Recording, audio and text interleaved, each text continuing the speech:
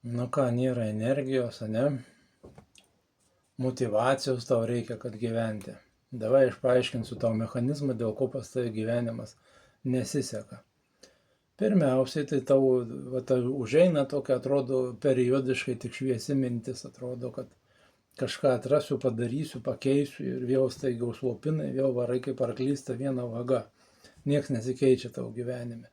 Kažkokios mintis automatinės ir procesai, tu nesupranti, kodėl tu ten imi kažkokią paskolą, kodėl eini į darbą ir taip toliau, kad ir kitur išvažiuoji ir vis tiek nelaimingas, piktas viduje, nervai, stresas, reikia prisigerti, parūkyti ir, žodžiu, visą laiką nesėkmingas kažkoks, ne? Toks yra pojūtis. Tai paaiškinsiu kodėl. Ta tavo šviesioji dalis, kuri turėtų gyventi tavyje, jinai dažniausiai, jau sakau, būna, kai kada prieš gimstant jinai atsiskiria arba reiškia, kažkam prieš 6-7 metų užsiveria tas pasąmonės formavimas. Ir ta dalis, kuri turėtų vidinį tokį žinojimą duoti, intuiciją, jinai yra užslopinta. Retkarčiais jūs ją pajaučiat, kai aš jums kažką kalbu, jums viduje surezonuoja kažkas, kad čia reikėtų tos pagalbos, bet įsijungia visokie vidiniai bomžai, kad čia reiks mokėti, aš čia geriau viską pats žinau, jūs susistabdot, jūs net tada nesiregistruojat į nemokamą konsultaciją. Tai va, gerai, tai reiškia yra toksai reikalas, paskirstom kūnas, matau kūnas, ne? Tai veikia jis automatiškai.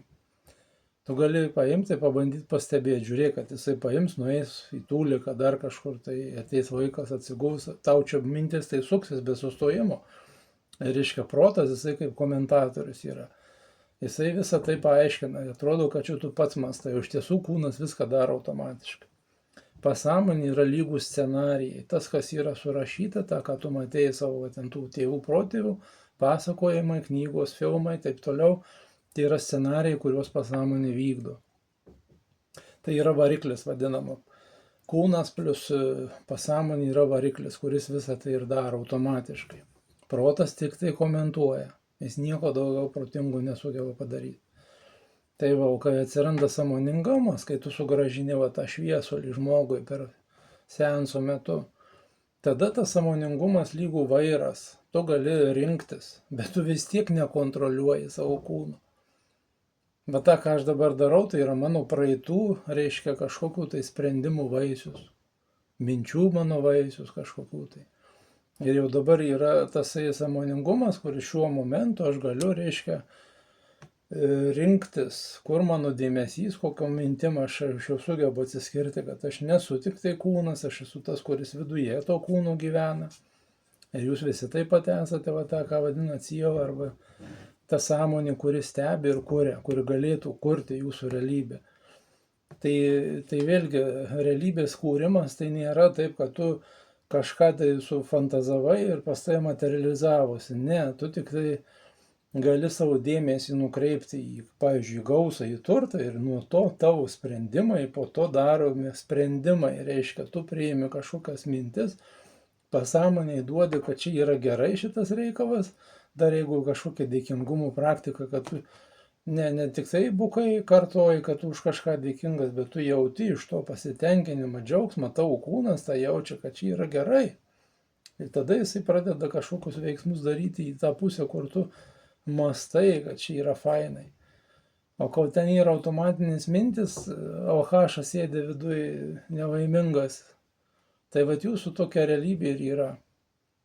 Va tie, kurie neprasidirbė, tas jūsų visas, reiškia, kažkokio plano įgyvendinimas šitoje realybėje gali užtrukti kelis metus.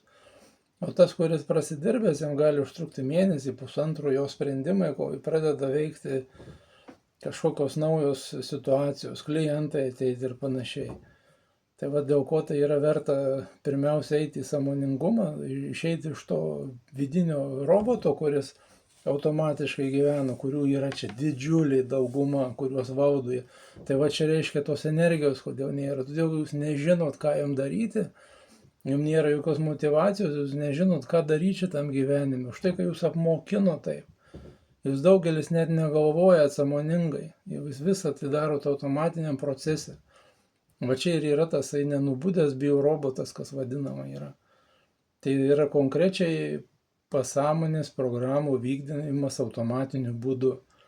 Ir jeigu tu nelaimingas, tu turėsi eiti dirbti. Tu turėsi prasidirbti save.